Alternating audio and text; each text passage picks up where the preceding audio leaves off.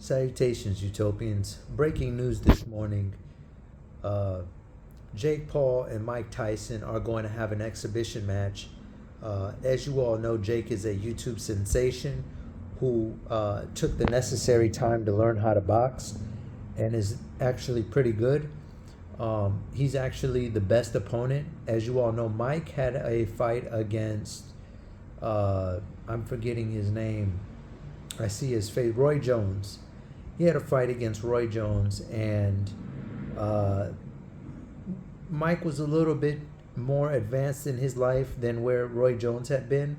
Roy was a tremendous athlete in his prime, but he's not keeping up with himself the way Mike did, making Jake the perfect young guy who can still take a punch, best of both worlds type of opponent.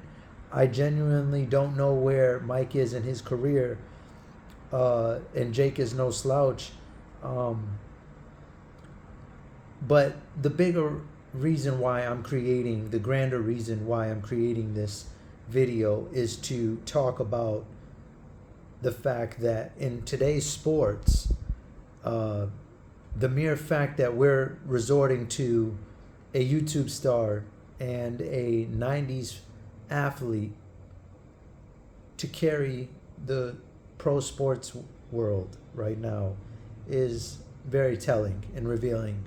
And last week, I've been working long and hard to get this video done about the NBA and the adoption of integrating itself, adopting itself into the international game.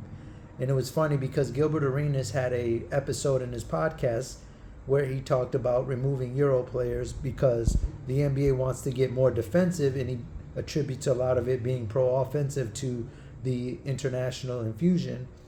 Rashad McKent had a very interesting perspective stating that, trying to put the cat back in the bag after pumping the game into being so offensive to begin with. The NFL has a similar parallel of an issue, being extremely vertical, but the NFL knows if they get too vertical, then the lines get blurred between themselves and arena football and Canadian football. Also, another problem, and this is what ties into the bigger issue right now in pro sports and the crossover marketability struggles that are going on right now. The mere fact a YouTuber and a 90s athlete back in the day, where before there was all this cancel culture, is being the two that are spearheading the campaign in a sport that used to generate hundreds and hundreds of millions of dollars. Combat sport, ladies and gentlemen, is a universal language, almost a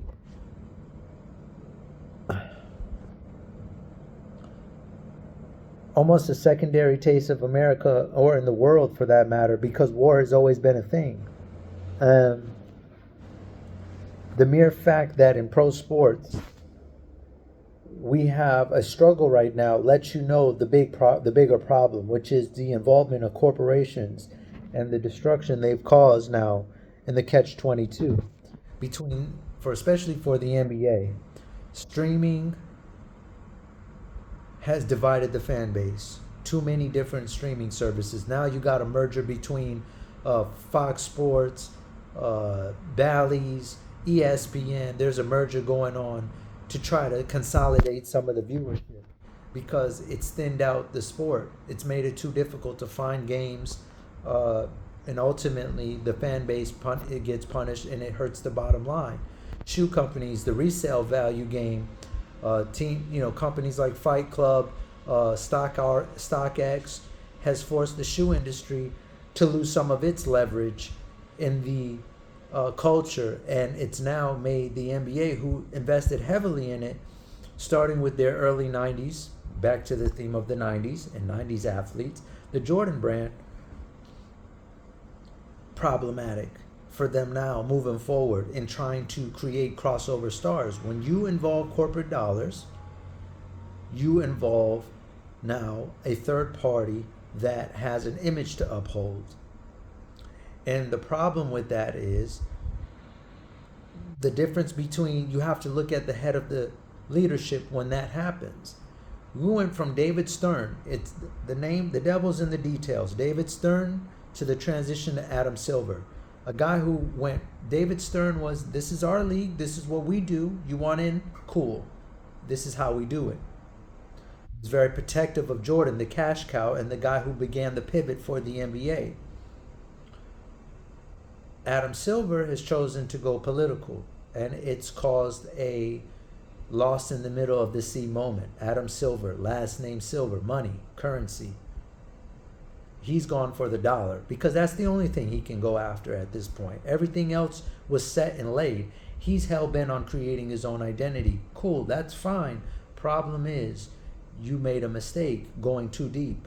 When Jordan said Republicans buy sneakers, also, that was a very profound, simple, yet very clear message that we welcome all dollars instead of going out and proactively chasing the dollars. The NFL had a similar situation with Kaepernick. CTE, they had their own problems. Kaepernick was kneeling, number one sponsor of the NFL, the military. Well, guess what? You have a conflict of interest. Ultimately, they settled with Kaepernick. They continued the kneeling. They continued the national anthem. However, the NFL did a good job of being unapologetically themselves. Now, there's obviously a little exposure with the Brian Flores situation, hence why you're seeing more minority candidates being hired this offseason. Canelo, the Atlanta coach, Gerard Mayo in New England. There's a bevy of guys who are being hired right now. Also, Frank Wright being a Caucasian head coach and being fired twice back-to-back years in the middle of the season. Some of that has to do with the Brian Flores matter, whether they want to admit it or not, to show equality and balance. The NFL is facing some exposure, but what I admire about the NFL is they're unapologetically themselves, and they're going to do what they do. And I respect that. And they finally had their first ever minority owner, even though it's a minority stake, and Magic Johnson owning the Washington Commanders, who've had a very bland transition. Dan Quinn, first signing with Zach Ertz, connection with Kingsbury. They're doing a very safe, regular thing. But at the end of the day, it is what it is. The NBA, they try to get in the bubble, and to Phil Jackson's credit, he was right. You're trying to be too political, and it turned everyone off. Because while you're doing that, you're forgetting that you also allowed Dwayne Casey to get fired right after winning Coach of the Year, not giving him a fair chance to coach Kawhi Leonard. That job went to a unqualified, never head coach before, Nick Nurse, who's mediocring it up in Philadelphia. He's proven to not be very much of an impact head coach. Furthermore, you want to spearhead all this BLM stuff, but you're taking American jobs and you're bringing them overseas. Now, the problem is you go overseas, and the overseas game begins to empower the dialogue behind the scenes that we are the superior brand. Even though every 4 years, USA goes and plays in the qualifier, or they go in the Olympics, and certain players who play in the USA, i.e. Luka, i.e. Jokic, they suddenly sit out when it's time to run into Team USA with their countries. But somehow the dialogue gets to, the international game is usurping the NBA USA game. You got to be careful. There's a healthy blend, and the NBA is type walking it because they've completely neutered their NBA stars into being completely quiet, nice, silent, and obedient. Listen, no great leadership comes from perfection. Flawed individuals are what designed this world, or what shaped this world. Nobody's perfect. You go listen to stories about the founder of Apple.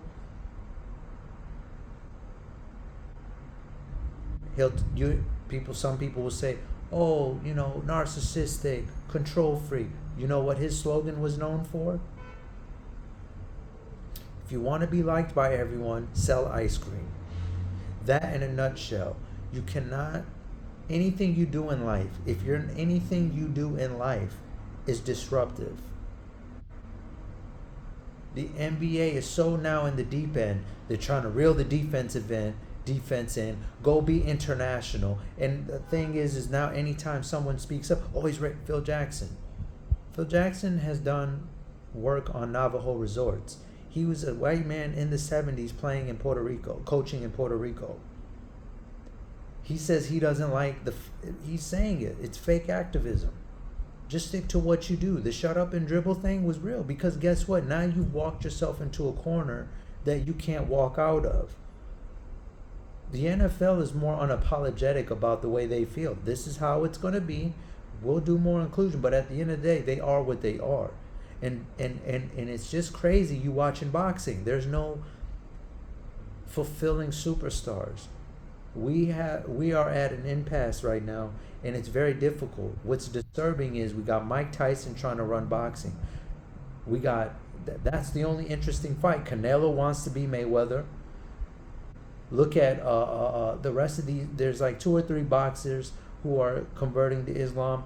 Nothing wrong with that, but like Dana White said, when you start mixing religion with sports, it gets very tricky. That's why they edited out Bryce Young when he was doing his thing, Godspeed. It's not anyone's anti-religion. It's just there's so many different denominations. You have to be careful who you offend. It's very isolating the bucks. It's isolating the dollar. Talking to someone who grew up around Mormons, Christians, Catholics, and Orthodox. Not just on a casual end. I'm talking everyday existence type thing. And was guest at many different churches. So I'm not sitting here, I know Muslims as well.